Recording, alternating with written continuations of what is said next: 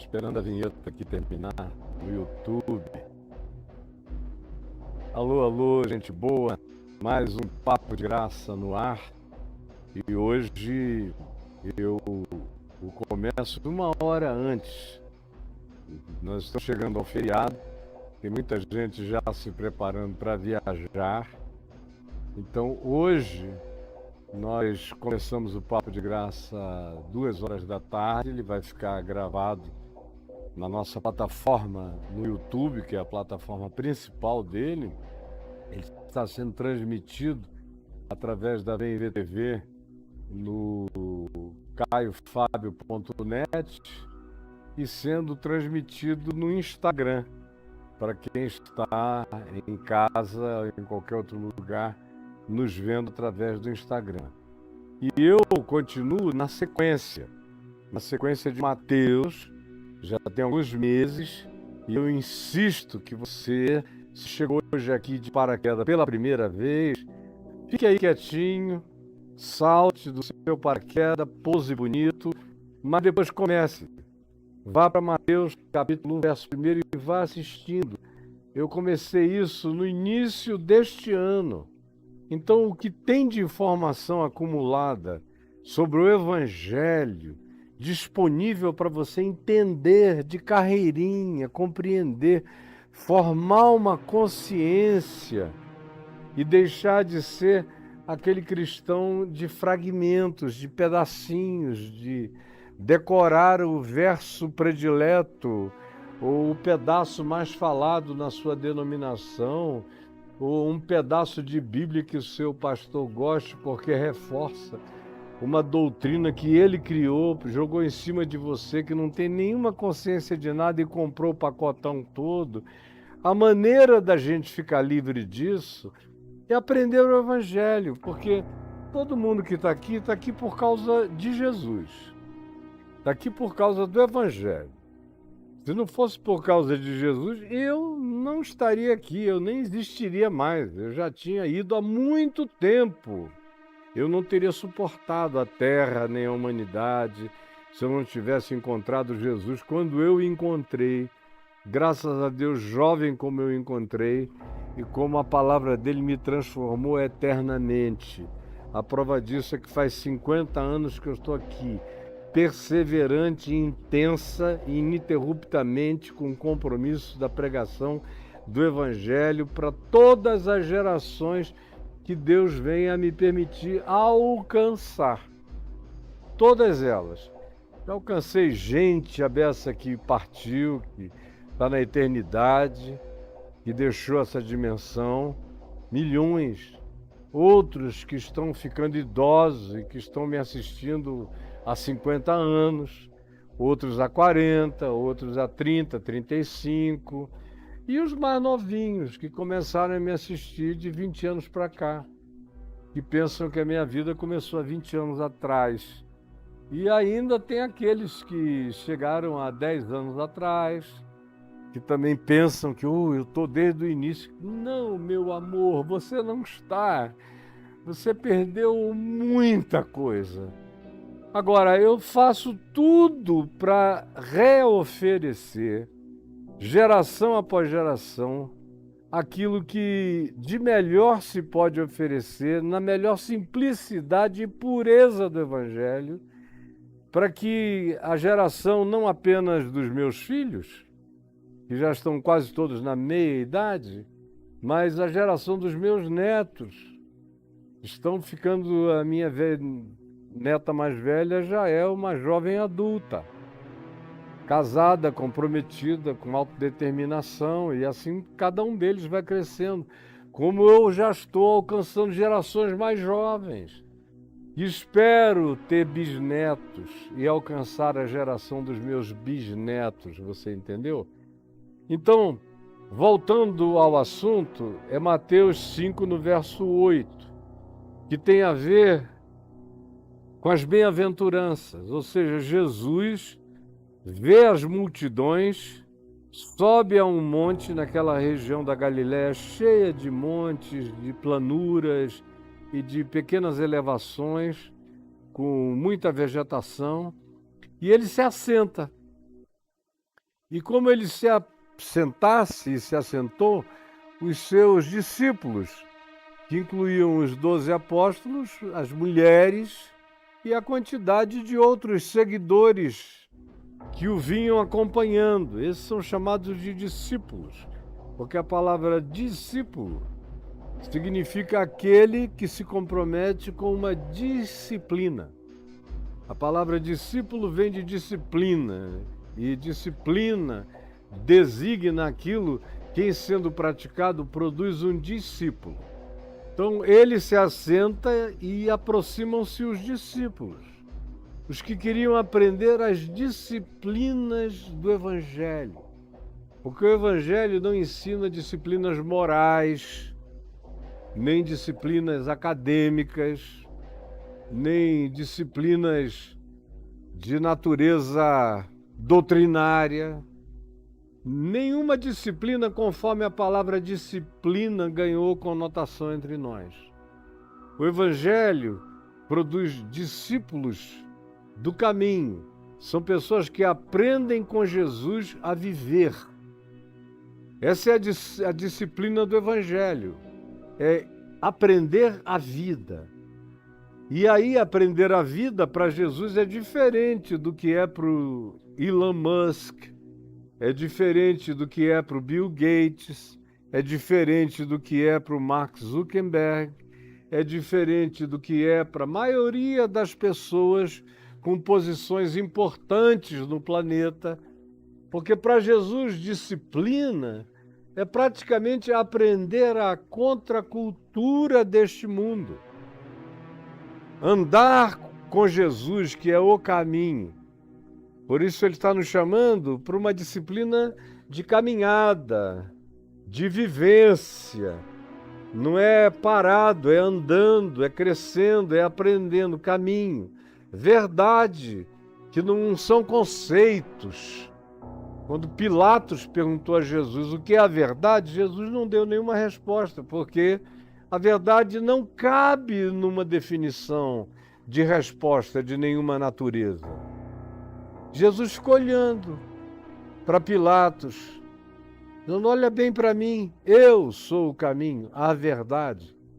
Se você olhando para mim não souber o que é verdade, me observando, me aprendendo, não souber o que é verdade, não é com Sócrates, nem com Platão, nem com Zenão, nem com Epicuro, nem com ninguém que você vai aprender. É aqui comigo e é com a prática. É no caminho, é vivendo que a gente aprende o significado da verdade. E é vivendo a verdade no caminho cotidiano de todos nós que a gente aprende o verdadeiro significado de vida, segundo Jesus. Não de existência segundo o mundo, mas de vida. Existência, todo mundo tem. Vida, muito pouca gente tem. É por isso que o apóstolo Paulo diz em Efésios 2 que ele nos deu vida estando nós mortos. Nós existíamos sem vida, com toda a funcionalidade, com capacidade de ganhar o Nobel, de ganhar prêmios científicos, de desenvolver formulações de vários níveis, mas espiritualmente morto. Pode ser um gênio, mas espiritualmente morto. Pode ter uma inteligência brutal, mas espiritualmente sem sabedoria, porque esteja morto. Como Jesus chamando um dia um homem, e Jesus não chamou muita gente o seguiu, e ele consentiu. Mas agora, chega um dia em que ele vê um indivíduo que o interessa, e ele diz: vem comigo. Aí o cara olha para ele e diz: Senhor, deixa-me primeiro sepultar meu pai. Não é que o pai estivesse em casa morto e ele estivesse pedindo 24 horas, 3 dias para os funerais e para o sepultamento, não. pai estava vivo, só estava velho. E o cara disse, olha, enquanto meu pai viver, eu vou ficar aqui em casa com ele. Não vou te seguir. Mas no dia que meu pai morrer, eu prometo que eu procuro você. Aí Jesus disse a esse homem, deixa os mortos sepultarem os seus próprios mortos. Deixa os existentes mortos sepultarem os existentes mortos. Quanto a ti, vem e me segue, porque eu sou o caminho, a verdade e a vida. É me seguindo que tu vais aprender o significado de vida com Deus, para Deus e em Deus.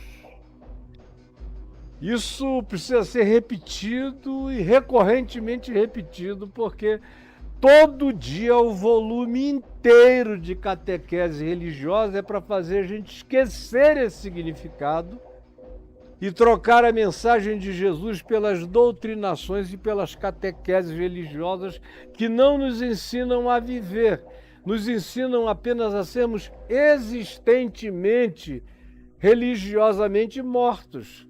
São existências religiosas e espiritualmente mortas. Mortas, cegas, sem nada, sem entendimento. Falam de Deus, dizem que creem em Deus, creem em Jesus, gritam aleluia, sabem músicas, participam de todos os ritos desse processo mecânico operativo religioso que supostamente garante prosperidade, a atenção de Deus e tudo mais que eu falo aqui que você já deveria ter ficado cansado de internalizar e infelizmente não, continua na mesma bobeira. Então, eu imploro, me assista hoje, mas pegue lá no início de Mateus e deixe nesse feriadão isso rodar.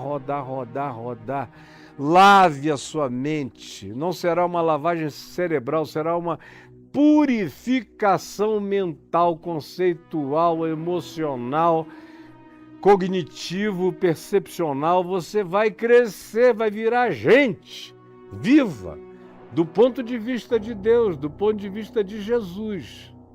Então, isto dito, eu ontem falei dos misericordiosos e hoje no verso 8 eu leio outra promessa de prosperidade de Jesus. Bem-aventurados, ou macários, que é a palavra usada por ele, felizes. Esse é o conceito de felicidade, é o conceito de boa-ventura, é o conceito de prosperidade, segundo o Evangelho, segundo Jesus. Não tem nada a ver com o que você aprendeu nas igrejas, na religião, que foi influência do século XX. Antes não. Houve muitas influências em cada geração, em cada século.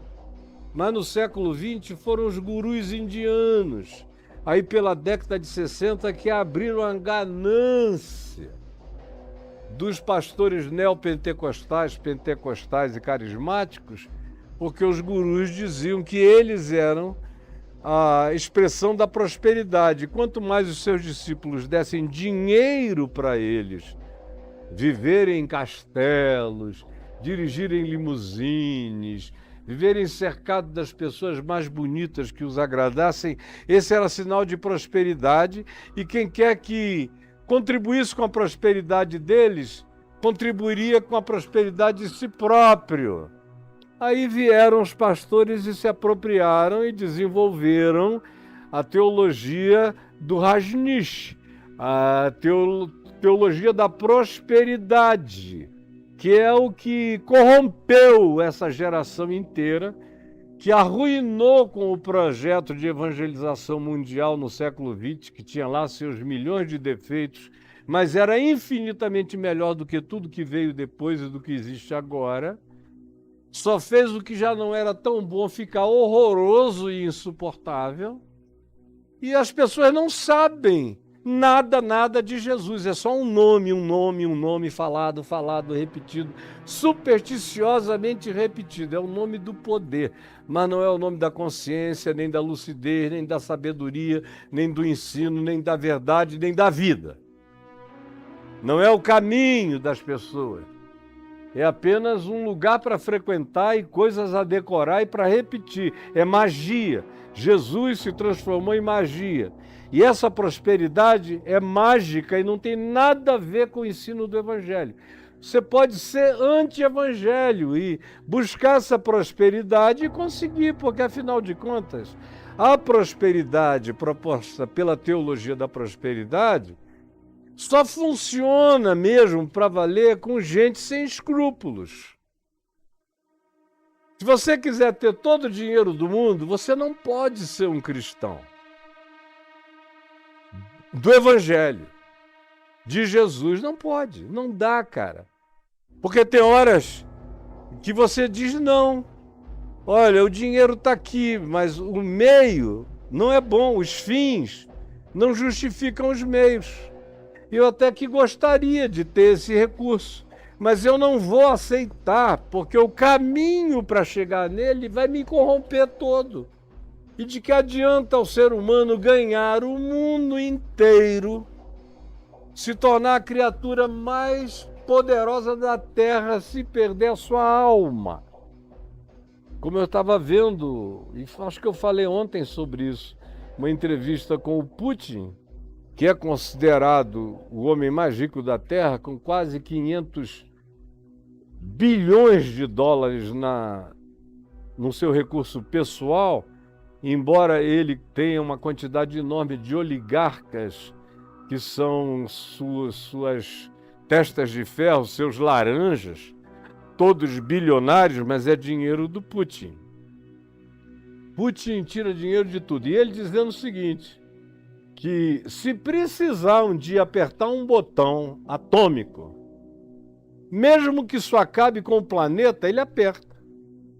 Desde que alguém tenha jogado alguma bomba atômica em algum canto da Rússia ou com possibilidade da radiação chegar à Rússia, ele não tem dúvida. Se for prejudicar a Rússia, ele prefere acabar o mundo, o planeta todo. Ele falando, eu ouvindo. Não tenho problema de acabar com a Terra, porque eu não creio no significado da Terra sem a Rússia. Agora, eu te pergunto, dá para ser cristão e pensar assim? Dá para ter tudo que se oferece neste mundo e continuar sendo um cristão cheio do amor de Deus? A palavra mundo é que é fundamental aqui, porque ela tem 3 significados diferentes no Novo Testamento. Primeiro é o significado cosmológico, mundo como cosmos, universo, criação.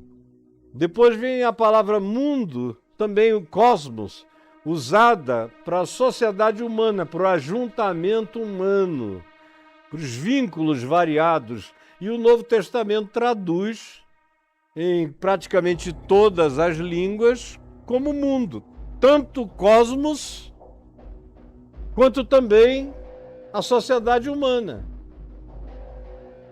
É chamada de mundo em todas as nossas traduções.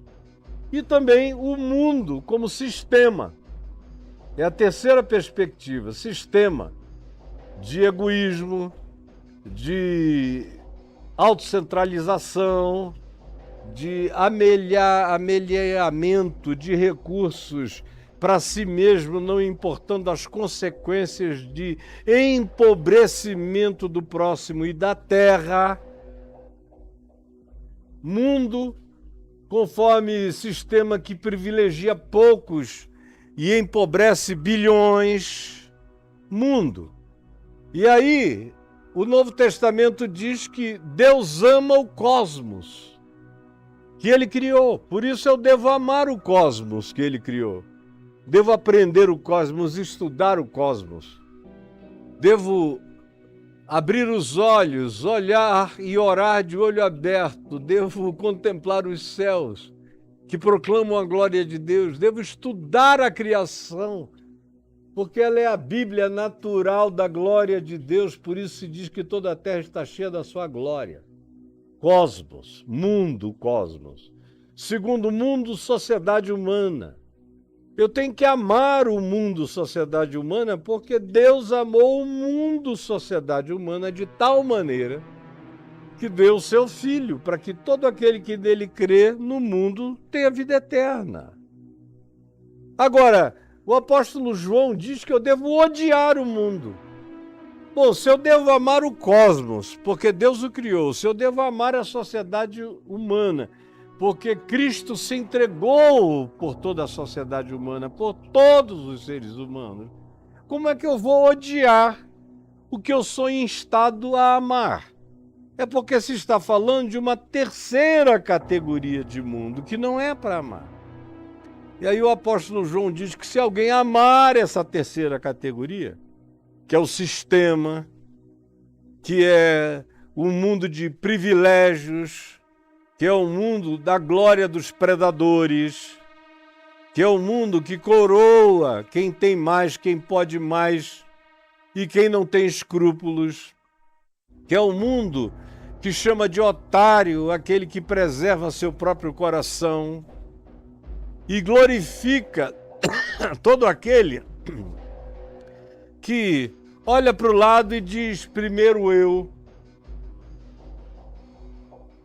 O mundo que João diz que não é para amar, que não é para ser objeto de nenhum desejo de absorção da minha parte, é esse que Satanás oferece a Jesus.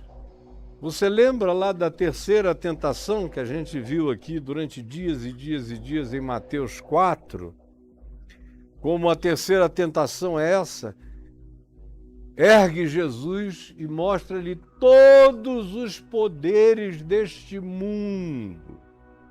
Não do primeiro mundo, não é o cosmos, não o segundo mundo, a sociedade humana, mas o poder de todos os reis, de todas as políticas, de todos os tesouros, de todas as milícias, de todos os exércitos, de todas as realidades de controle, de dominação, de chantagem, de opressão, de intimidação, de pânico, de pavor, conforme o mundo é, com suas guerras, com suas ganâncias, com seus valores dessignificados de qualquer coisa que se pareça com a vida segundo Deus. Esse aí, João disse: se alguém amar esse mundo, o amor do Pai não está nele, o amor do Pai não está nele, o amor do Pai não está nele, entendeu? Não está em você. Não está na sua igreja, não está no seu pastor. Vocês só amam o mundo que é para odiar. O mundo que não é para amar é o que vocês amam. É a prosperidade do mundo que Jesus não aceitou. Quando o diabo ofereceu a ele: eu te darei toda essa prosperidade se prostrado me adorares. E Jesus disse: arreda, Satanás. Somente ao Senhor teu Deus adorarás, somente a Ele darás culto. É justamente o que você quer. É o que ensinam lá na sua igreja, que é a prosperidade segundo Deus. São as barganhas que ensinaram a você, que você pratica todo dia, querendo todos os poderes deste mundo enquanto perde a sua alma, porque não tem bom. Não tem ninguém que consiga conciliar as duas coisas, porque Jesus disse: é inconciliável. Lembra? Quando Jesus disse: não é possível servir a dois senhores. Não é. Não é possível servir a Deus e às riquezas. Não é, a gente vai ver logo adiante. Não é. Mas você acha que é, seu pastor acha que é, sua igreja acha que dá. E você entrou nessa. E está morrendo. É por isso que você é tão infeliz, ansioso, angustiado, aflito, temeroso, ou arrogante, ou completamente tomado por sentimentos predatórios, animalescos, Você é tão esquisito, é tão desafeiçoado, está ficando um ser tão embrutecido, não sabe por que que depois que você se converteu à religião do cristianismo, você ficou tão pior do que você era antes, quando você era um chamado incrédulo. Agora você é horrível, cara. Insuportável. Insuportável, mas você não soma um com um, não tem ligação, não há nenhuma relação neural entre o Evangelho e você, não há nenhuma relação espiritual entre o que Jesus ensinou e o que você chama de minha prática de fé e de religião, nada a ver. Aí você diz, e o que isso tem a ver com o verso 8? Que diz, bem-aventurados os limpos de coração, porque esses verão a Deus. Essa é uma bem-aventurança. Essa é a prosperidade que não pode faltar no coração de ninguém. O que é que me adiantaria ter todos os recursos e poderes e meios e possibilidades deste mundo sem a minha alma? Sem eternidade, sem Deus em mim, sem o amor de Deus em mim. Porque se eu amo o mundo, João diz, o amor do Pai não está nele. Não é e não dá para ter o amor de Deus tomando conta da gente, do coração, da mente, das ações, das atitudes, do caráter, dos valores, das escolhas que determinam os nossos conteúdos éticos, que determinam os nossos sentimentos, que determinam as nossas emoções, que determinam o nosso comportamento, nossa atitude que gera comportamento. Sem o amor de Deus em mim, e o amor de Deus em mim é a prática do Evangelho, porque só existe amor em mim demonstrável pelo fruto da prática do Evangelho. Pelo amor de Deus, cara, eu não consigo ser mais simples do que isso para ver se alguém entende nesse mundo. Não dá. E aí vem Jesus e diz, você quer ser próspero? Falando aos discípulos e logo depois às multidões que foram se aproximando, ele começa a falar com discípulos. Vendo as multidões, que estavam mais para baixo. Logo depois as multidões foram subindo e passaram a ouvir tudo isso. E ele continuou a dizer, vocês querem ser felizes? Alguém diria, tem que tirar o Império Romano, não dá para ser feliz com o Império Romano dominando o mundo. Para Jesus, o Império Romano estava ali, mas ele passava batido, como se nem existisse. Jesus nunca puxou um assunto sobre César, o imperador, o Kaiser. Ele respondeu. Respondeu quando vieram provocá-lo com aquela história da moeda. E ele olhou, sabendo que era uma armação, e disse, escuta, de quem é a cara impressa nessa moeda? Aí eles disseram, é do imperador César. Ele disse, então dai a César o que é de César e dai a Deus o que é de Deus. Virou de costas e foi embora. Isso não era um tema para ele, não tinha nada a ver. E não era uma discussão. E para ele também não era um impedimento para nenhuma forma de verdadeira felicidade na experiência de Deus no ser. Dava para ser feliz apesar de César, apesar dos romanos, apesar de qualquer potestade, de qualquer poder humano, ou de qualquer principado ou potestade espiritual, dava para praticar isso tudo sendo pobre, sendo remediado, sendo rico, como aconteceu, por exemplo, com Mateus, que era o cara mais rico da Galileia. É o que se diz. O coletor de impostos, Mateus, a quem se atribui esse evangelho, que eu estou expondo, era o maioral dos publicanos da Galileia. Portanto, era um dos homens mais ricos de Israel.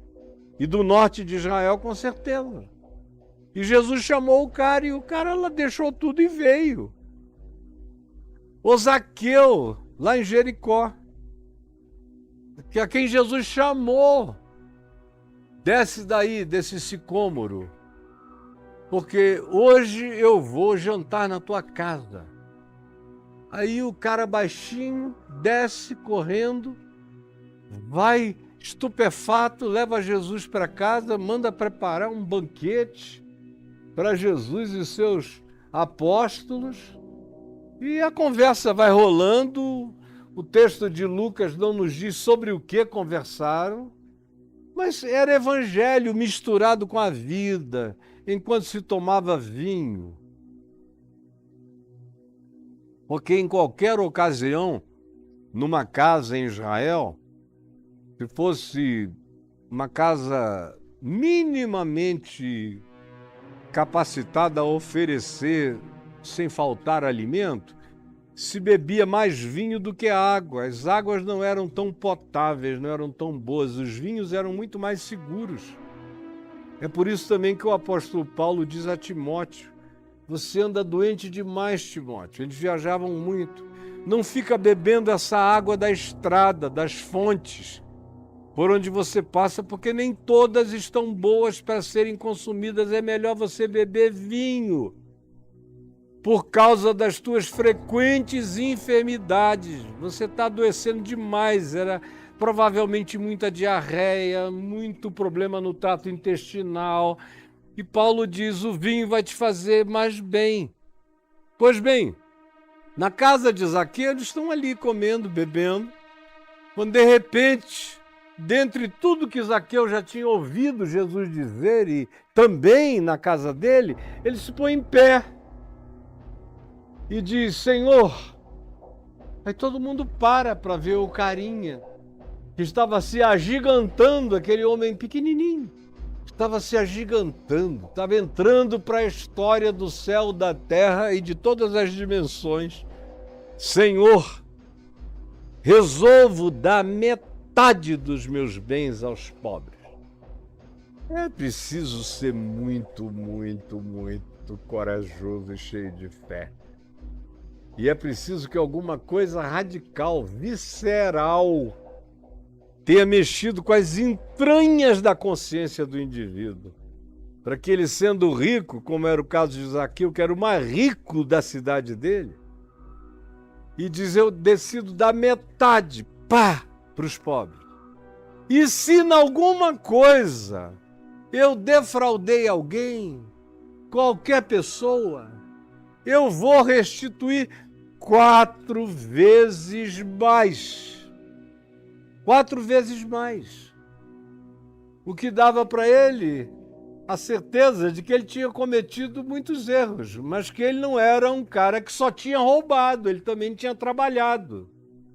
Ele tinha feito alguma coisa, porque já dava metade para os pobres e agora se dispunha, se tivesse defraudado alguém, restituir 4 vezes mais. É porque ele também sabia que tinha feito coisas erradas, mas elas não eram exatamente as coisas erradas que se generalizariam a tal ponto que ele empobreceria de vez.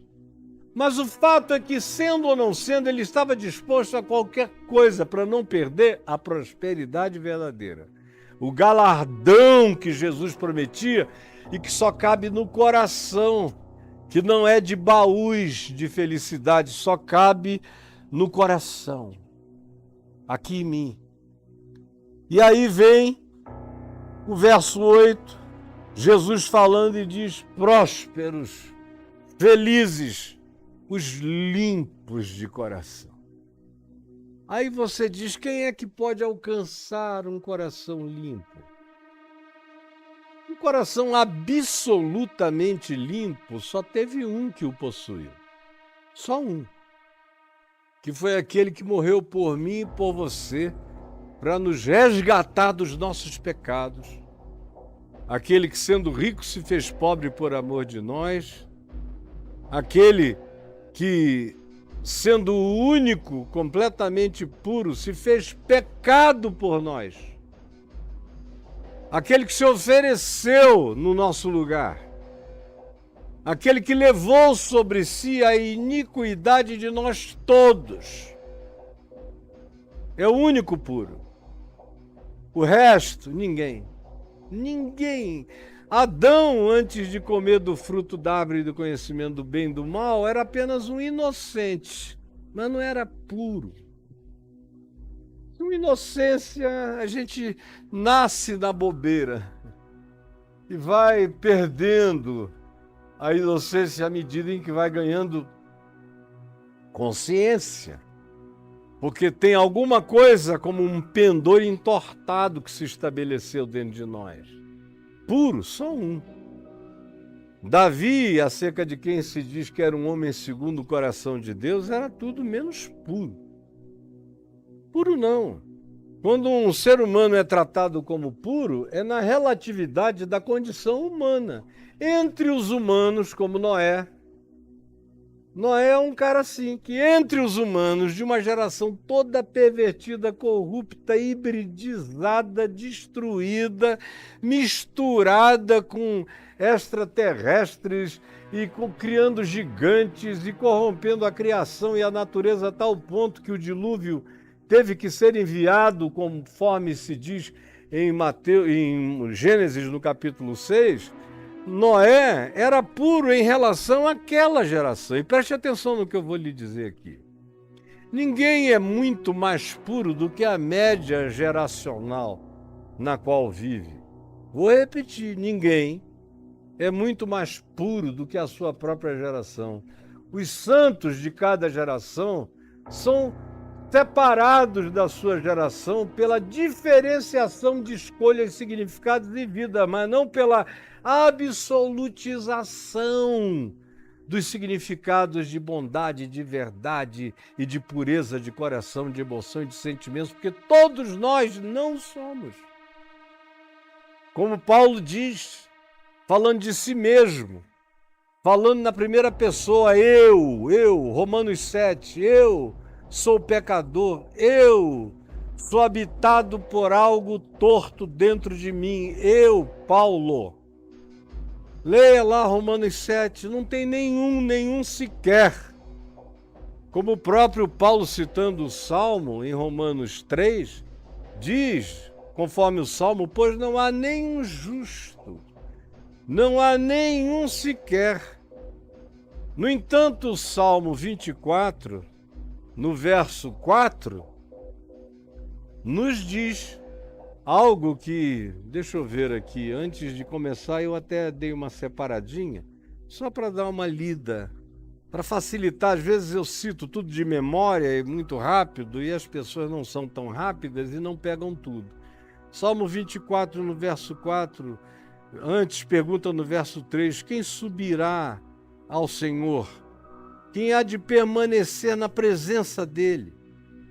Aí vem a resposta no verso 4, o que é limpo de mãos, de ações, o que não fica praticando ações do mal, da impureza, da perversidade, da violência, do engano, da furtividade, o que é limpo de mãos, o que é limpo de atos. Por mais que a sua mente possa ser tentada, você não dá lugar ao pensamento para que ele se transforme em ação. Você não deixa a emoção se transformar em comportamento. Você não deixa um sentimento se transformar num desenvolvimento prático, que se materialize nos seus atos ou nos encadeamentos das suas realidades praticáveis. Na subjetividade, Jesus disse que qualquer um que no seu coração olhe, por exemplo, para uma mulher com desejo impuro de lascívia, de cobiça, eu queria te pegar, sua gostosa, mulher do amigo, a mulher do irmão, ou a vizinha, ou qualquer uma, eu queria te devorar.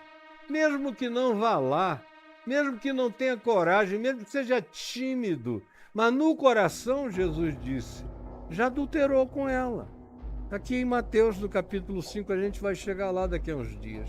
No coração já, na subjetividade já. Então, na subjetividade, ninguém. A gente pode, no máximo, aprender a manter os atos limpos. Aquele que é limpo de mãos e puro de coração. Quem é o puro de coração? Se no coração eu estou sujeito aos enganos da minha subjetividade, dos meus desejos. É aquele que, sendo visitado pela impureza de pensamento, de emoção, de sentimento, de desejo, de cobiça, de vontade entorpecida, em constatando, porque às vezes demora 1 segundo, 2 segundos, 10 segundos, 15 segundos, 1 minuto, 2 minutos, depende do treino mental do indivíduo. Quando você é bem treinado mentalmente, quando você já está acostumado no caminho da pureza de vida, isso às vezes não demora nem 1 segundo, nem 2, nem 3, a subjetividade impura na gente.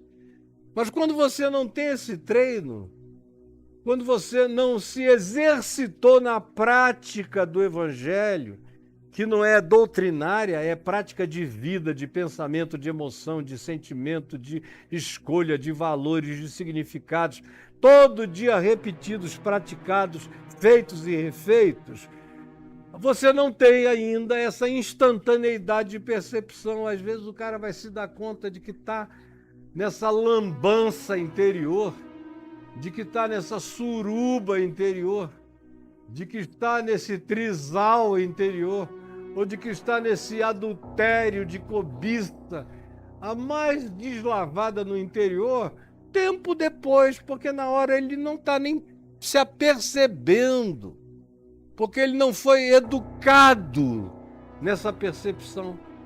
Então muitos vão dizendo, não estou fazendo nada, então deixa eu homenageá-la, deixa eu me masturbar por ela todo dia ou por ele, ou deixa eu cobiçar mesmo, eu queria ter tudo que ele tem, tudo que ela tem, eu queria mesmo ter até os filhos dela, os filhos dele, eu queria. Ou qualquer outra coisa, que habitando a subjetividade, Jesus chame de impureza, como ele chama em Marcos no capítulo 7. Leia aí Marcos no capítulo 7, quando ele diz que é do coração, do interior da gente que procedem os maus desígnios. Então o que é limpo de mãos, de ações, e puro de coração, que não deixa que a impureza faça ninho, gere habitação, morada, não dá aconchego à maldade dentro de si. Esse é limpo de coração. Como eu disse, ninguém é absoluto nisso, mas na relatividade humana a gente pode aprender a ser limpo de pensamento e de coração. É por isso que Jesus manda ser. É por isso que Paulo insiste em que sejamos. Leia lá em Filipenses, em Colossenses. Filipenses é uma carta de como pensar bem, como aprender a educar o pensamento, como desenvolver pensamentos mais elevados, sentimentos melhores e maiores. Por isso é chamada de a carta da alegria, ou do contentamento ultra circunstancial. Em Colossenses também. Pensai nas coisas lá do alto e não nas que são terrenas. Ou como diz o irmão de Jesus, Tiago, buscai a sabedoria lá do alto, onde Cristo vive. Essa sabedoria que é pura, que é indulgente, que é pacificada e pacificadora, que é cheia de graça e de misericórdia, que é compassiva, que é bondosa.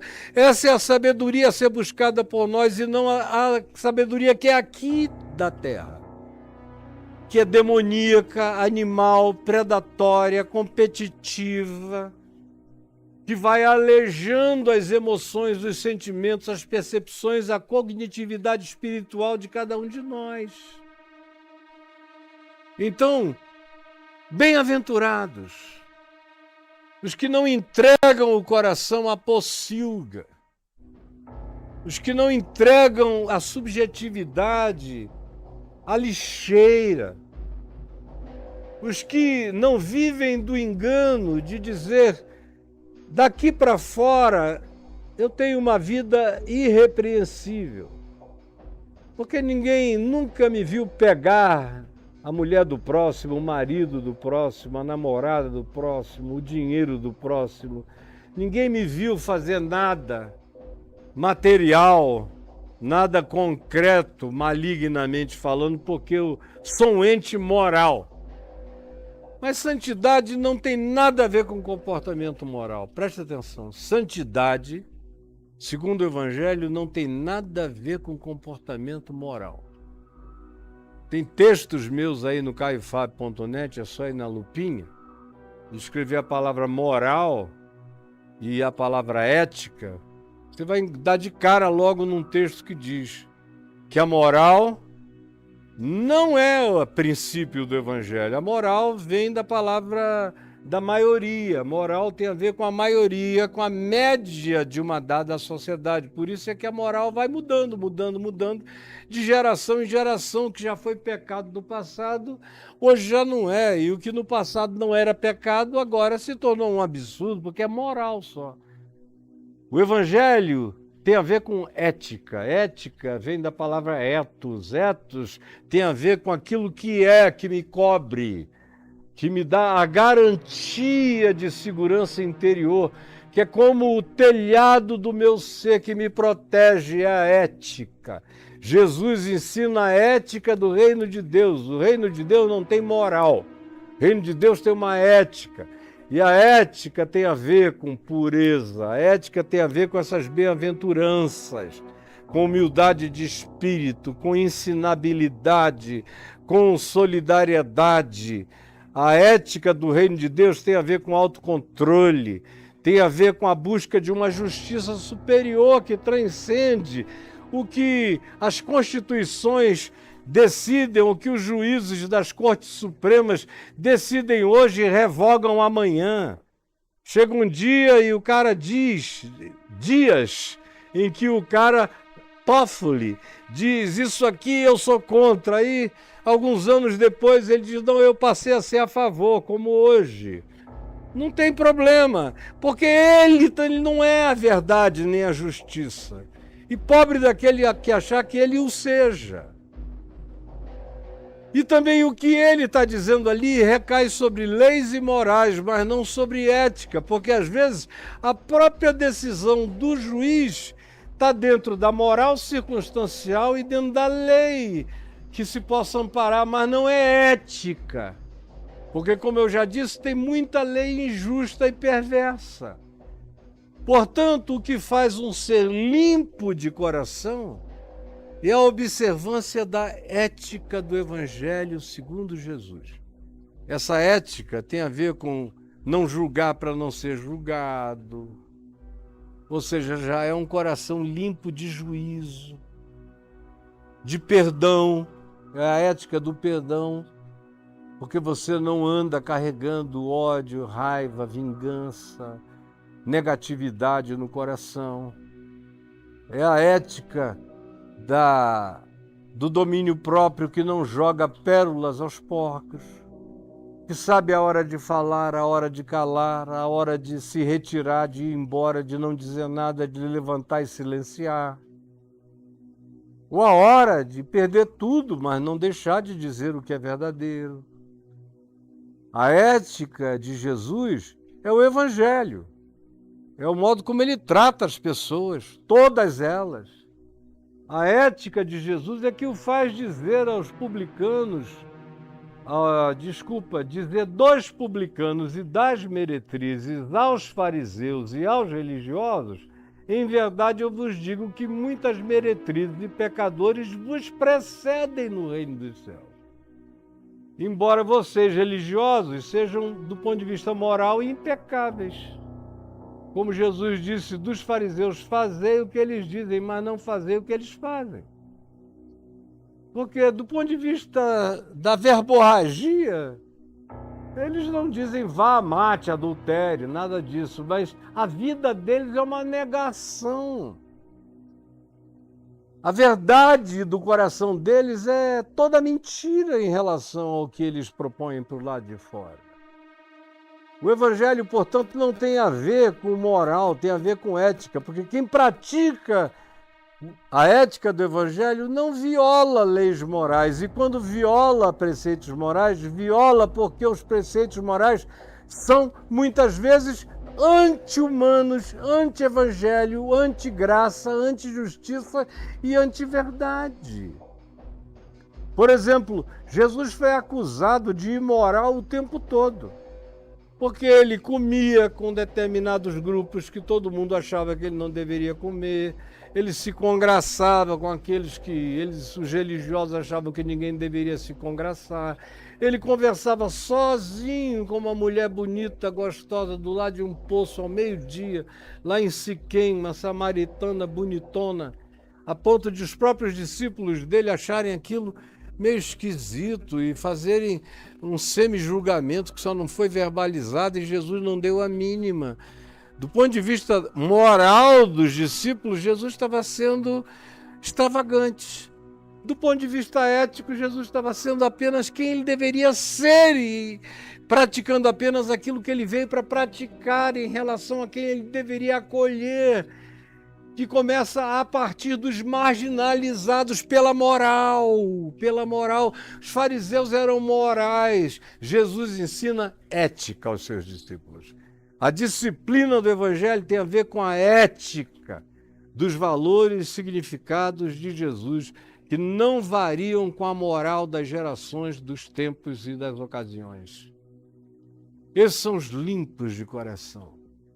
São os que mantêm a casa cheia de Deus, não varrida e ornamentada, mas oca. Como é o que de melhor a religião faz é te dar morais, mobílias morais, mas não enche a tua vida com a presença de Deus, de Cristo, do mais valente. Não ensina você o caminho, e cujo chão é a verdade, e cujo fruto é a vida. Não. Ao contrário, ensina apenas o caminho dos fariseus, mas não o caminho de Cristo, que eu tenho que seguir, e que só acontece se eu tiver coragem de negar-me a mim mesmo. Porque se eu não negar a mim mesmo, eu vou dar vazão dentro de mim a tudo que é emporcalhamento existencial, de pensamento e emocional. Agora, quando eu vou vivendo e me submetendo à ética do Evangelho, e praticando, e praticando, e praticando todo dia, eu vou aumentando as minhas resistências interiores, eu vou educando os meus processos mentais, eu vou pedagogizando as minhas emoções, eu vou submetendo as minhas opiniões e as minhas aquisições culturais e familiares, submetendo a ética do Evangelho, de modo que, frequentemente, para obedecer o Evangelho, eu tenho que deixar de lado a cultura da minha família, que é tosca, que é ogra, que é burra, que é moralista, que é perversa, que é religiosa, mas não tem nada do amor de Deus, só tem amor pelo mundo, não amor pelas coisas que Deus manda amar. Você quer ser feliz? Você quer ser feliz? Quer ser feliz? Eu estou aqui para ser feliz, e Jesus propôs que os discípulos dele o fossem. Por isso, a primeira coisa que ele diz em sequência para esses discípulos, depois de ser batizado, depois de ser tentado, quando ele começa a ensinar, a primeira coisa que ele fala é sobre o caminho da felicidade. E não é um caminho sobre fartura material, nem sobre poder financeiro, nem sobre acumulação de bens, nem sobre aquisições acadêmico-culturais, nem sobre a fama e a respeitabilidade moral. Não, ao contrário. Ele disse, esses que se julgam assim, são aqueles que se pensam sãos, saudáveis, irretocáveis. São como sepulcros caiados, pintados de branco por fora, sem uma mancha. Eu não vim para esses que têm esse auto-julgamento, essa autoavaliação de impecabilidade. Esses aí que se salvem a si mesmos na sua presunção, na sua cegueira, na sua falta de percepção pessoal. Eu vim buscar pecadores, marginais. Eu vim buscar os desprezados. Eu vim dar visibilidade aos invisíveis. Eu vim acolher os inacolhíveis. Eu vim para valorizar aqueles que vocês desprezam. Essa é a prática da ética do reino de Deus. E esse é caminho, é chão, é fundamento de felicidade. Você está me entendendo? Se não andar por aí, se isso não fizer parte do seu ser, se isso não compuser o código das suas ambições existenciais, que precisam ser todos de natureza espiritual, porque você é só um corpo, você é um espírito que tem um corpo, você não é um corpo que é circunstancialmente habitado por um espírito, não. O que vai de você e de você só permanece o que é espiritual, porque o que é físico, é material e é carnal, vai ser tudo transformado em natureza, de volta à terra, ao pó, ao ciclo. Eu, imaterial, intangível, divinamente feito à imagem e semelhança de Deus, é que sou constituído de natureza eterna. E a minha natureza eterna só se enriquece com essa prosperidade, da humildade, da ensinabilidade, da solidariedade, do autocontrole, da vontade de que venha a justiça do reino de Deus, que seja assim na terra como é no céu,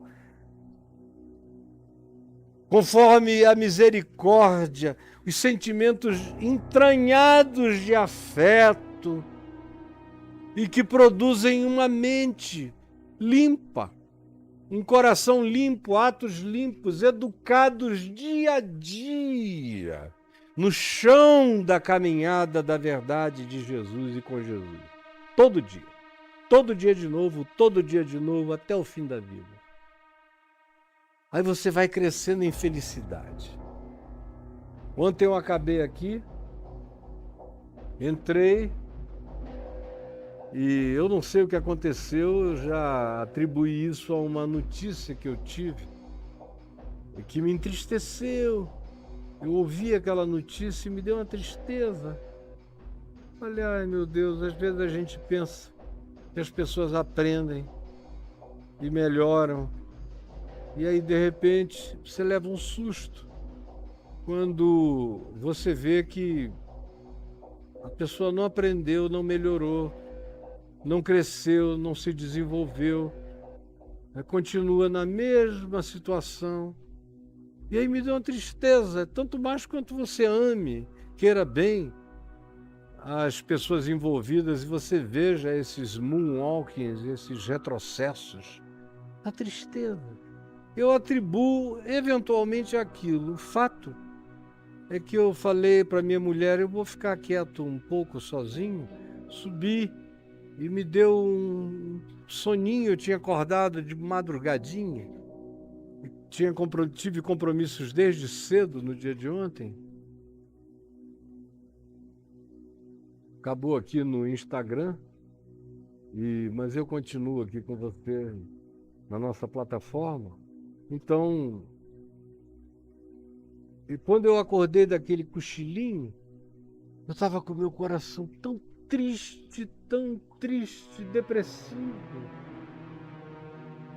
E aí eu falei para minha mulher como é que eu estava me sentindo. Ela disse: você identificou alguma causa, alguma coisa e tal? Eu falei: não, eu sei que não é hormonal, deve ter sido algum ruído, algum eco. E só mais tarde foi que eu criei uma associação um pouco mais nítida dentro de mim. E na hora que eu criei a associação, na hora que eu falei, deve ter sido isto que produziu esse sentimento, na hora que eu identifiquei, 15, 20 minutos depois eu virei para o lado, a gente estava na cama vendo uma série, e eu falei a ela: você sabe que aquilo saiu na mesma hora, eu nem expliquei para ela por quê. E eu voltei ao meu estado natural, como eu tinha estado até então, até eu te dizer que ia subir, há 8 horas atrás, e fiquei meditando no fato de que, por mais preparado que você seja, e eu me considero uma pessoa rija, não rígida, rija como uma pedra, aguenta, pela misericórdia de Deus, eu tenho aprendido a levar cacete. Eu não sou uma pessoa que ficou sensível, sou cada dia mais sensível espiritualmente, cada dia menos sensível para as cacetadas dessa vida. Nem perca tempo comigo, porque não dói na maioria das vezes. O que dói em mim é só aquilo que vem de gente que eu quero muito bem. E me desaponto, me dá aquela tristeza como eu acabei de narrar. Mas, do contrário, cara, a casca é muito grossa, vem do tempo dos dinossauros, há 65 milhões de anos, está aí, sendo forjada, e também forjada no fogo, e na tribulação, e na angústia, e na dor, e na decepção, e você só vai melhorando, e crescendo, e se fortalecendo, e se tornando resiliente, e mais perseverante, e mais maduro, e mais capaz de suportar. Esse é o projeto, essa é a proposta. Como Paulo diz em Efésios, no capítulo 6, vestido com todas as armas e as vestimentas espirituais, você aprende a se defender de tudo. Tem armas de defesa e armas de ataque. E se torna impenetrável. E Paulo usa a palavra permanecer inabalável. O objetivo é esse, é crescer a ponto de permanecer inabalável. Agora, isso só acontece se eu ando nesse caminho aqui.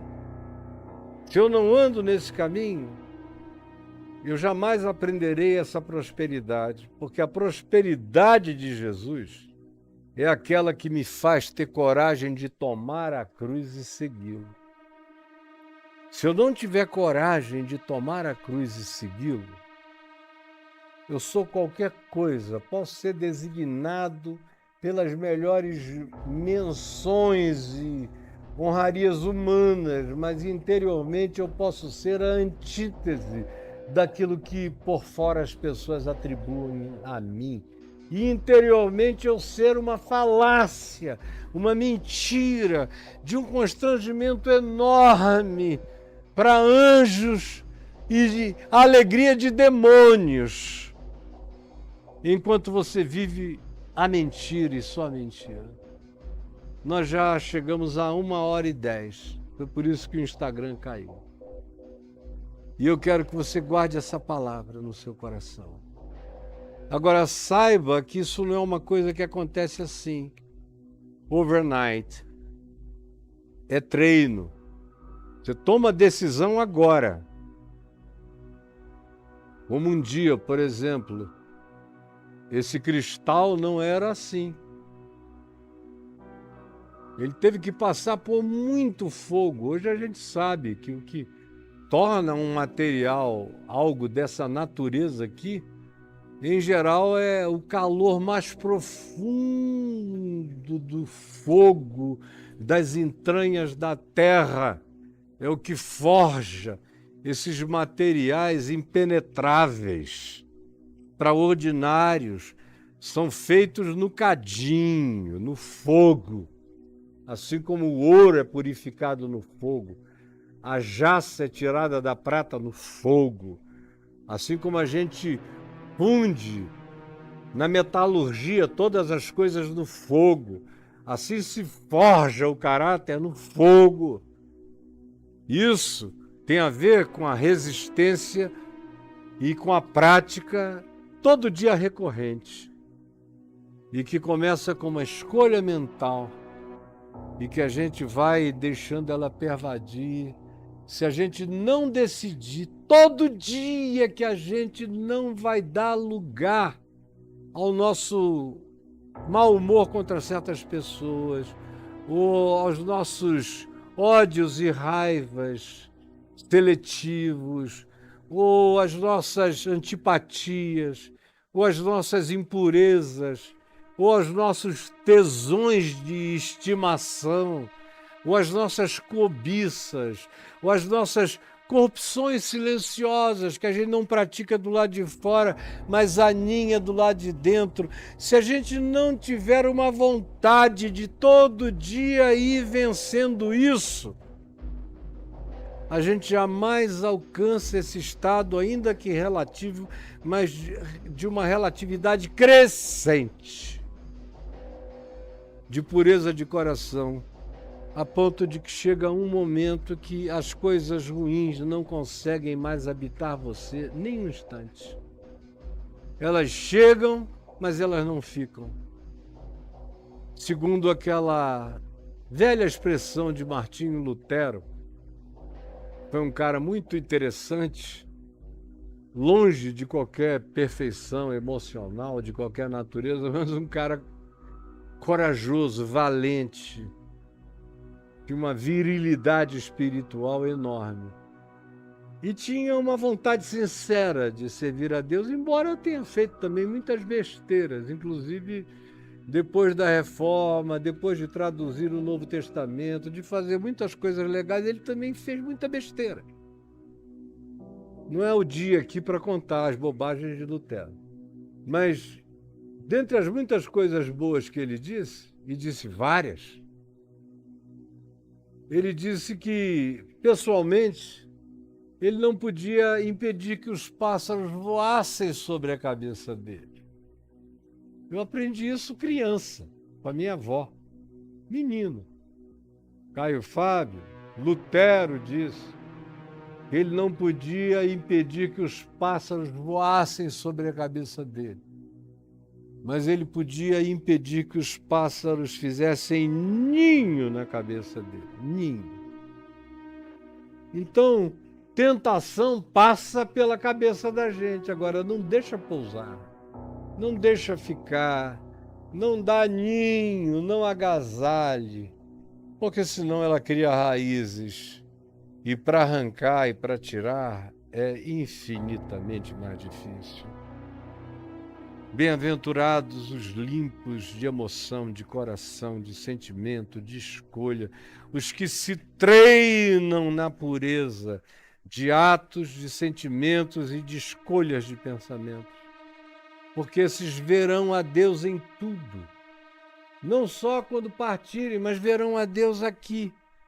Quando o coração da gente é limpo, a gente enxerga a Deus o tempo todo em tudo.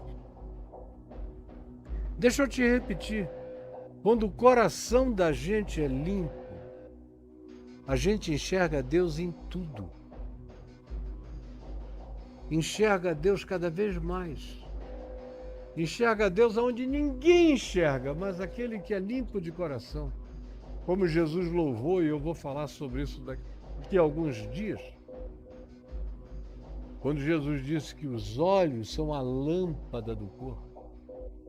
Quando os olhos da gente carregam essa luz da pureza, essa luz da graça, do amor, ele ilumina a vida, a gente vê Deus em tudo. Até nas piores coisas você vê a construção de Deus e você vê a conclusão da construção de Deus trazendo benefício à sua vida, à sua compreensão, ao seu entendimento, à verdadeira prosperidade que lhe está sendo proposta. E eu peço que o Senhor Jesus, a ti, Jesus, com quem eu falo dentro de mim, porque tu me habitas, eu te peço que o Espírito Santo que me habita e que habita todo aquele que crê se derrame sobre toda a carne, fazendo o entendimento do Evangelho prevalecer sobre a nossa animalidade predatória e perversa. É o que eu te rogo, é o que eu te imploro, que tu nos cures da maldade, que tu nos capacites a nos treinarmos na prática da pedagogia, do amor, da verdade e da justiça, do reino de Deus, em nome do Senhor Jesus. Amém. E você viu, enquanto eu estava falando aqui, especialmente você que estava assistindo no YouTube, o Pix, que você pode usar para sustentar o meu ministério, que chega a você por todas as plataformas e pela VMV-TV, e pagar os funcionários que trabalham comigo, porque eu sozinho só sei fazer o que eu estou fazendo, que é pregar. Isso aí, graças a Deus, não preciso de contribuição nenhuma, me deixa só que está maravilhoso. Agora, o mais eu não faço sem um monte de gente ajudando. E eu sou grato a todos eles, e todos eles precisam da sua contribuição. E eu peço que você anote o Pix, ou então aponte o seu celular para esse QR Code que está aí na tela. Tem um QR Code, aponte e mande seu Pix. Como também tem gente que pergunta todo dia, ao Carlos Breguentin, a gente do Caminho, ao Edivan, aos meus amigos, perguntam a mim, perguntam a Adriana, nas plataformas, como é que eu faço para mandar uma oferta para vocês?